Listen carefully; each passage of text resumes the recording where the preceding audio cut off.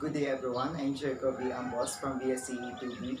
I will present to you the introduction of quadratic equations in one variable.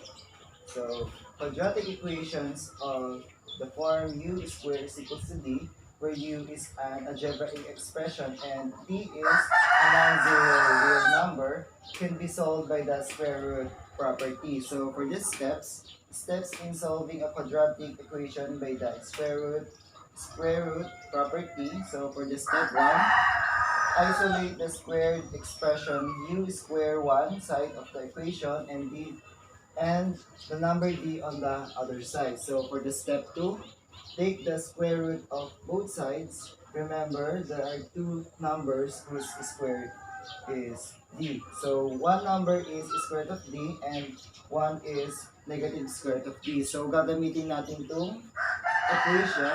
So u square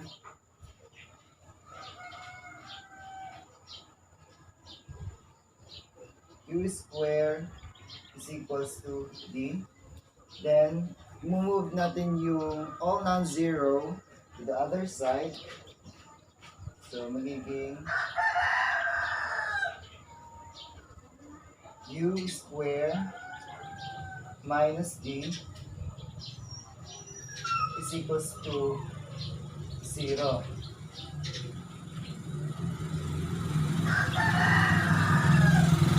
So, ngayon, iba-factor out natin itong equation na to.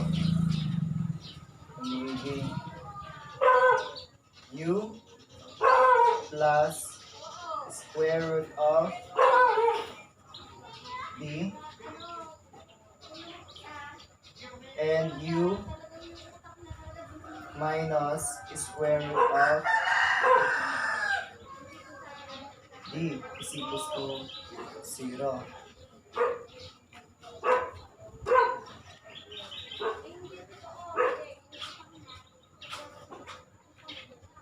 Then, i-solve na natin itong isang equation ito. Itong isang factor na ito.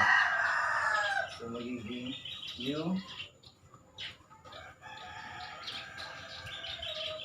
is equals to negative square root of d. So, ito naman, magiging u is equals to positive d. So, the difference between this is yung positive, only the positive, and negative. So, pwede natin siyang i-rewrite as positive or negative square root of d.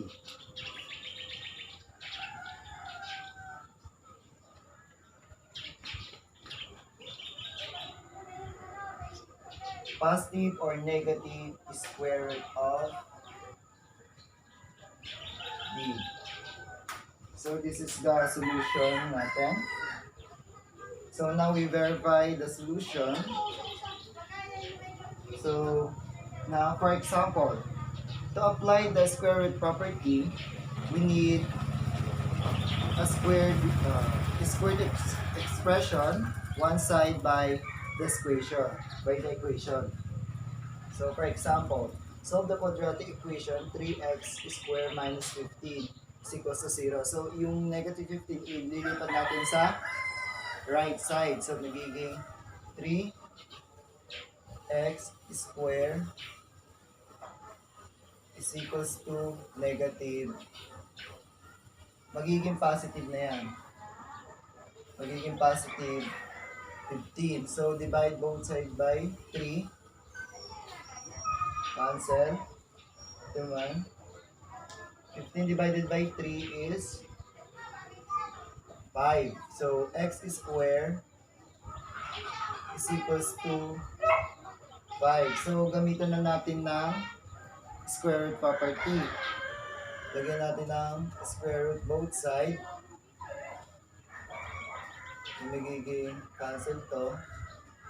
Ngayon, magiging x is equals to square root of 5. So, pwede natin siyang i-rewrite as x is equals to positive or negative square root of 5. So if you want to check it, sa if you want to check it, so i-separate natin itong positive and negative square root of 5. So yung positive 5 muna. Yung positive 5 muna, 3x. So substitute natin dito sa original equation. 3 times square root of 5, positive square root of 5, square minus 15 is equals to 0. So ito, cancel na to. So 3 times 5 minus 15 is equals to 0. So 3 times 5, 15, minus 15,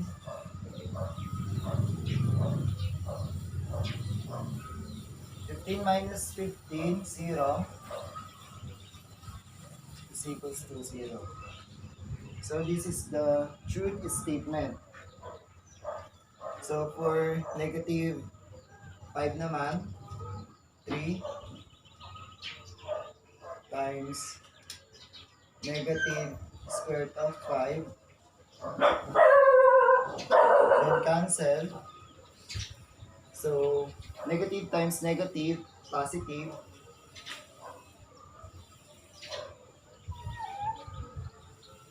So negative times negative, positive. So magiging 3 times 5 minus 15 is equals to 0. So 3 times 5, 15, minus 15 is equals to 0. So 15 minus 15, 0 is equals to 0. So this is again the truth statement. So this is the answer for this equation.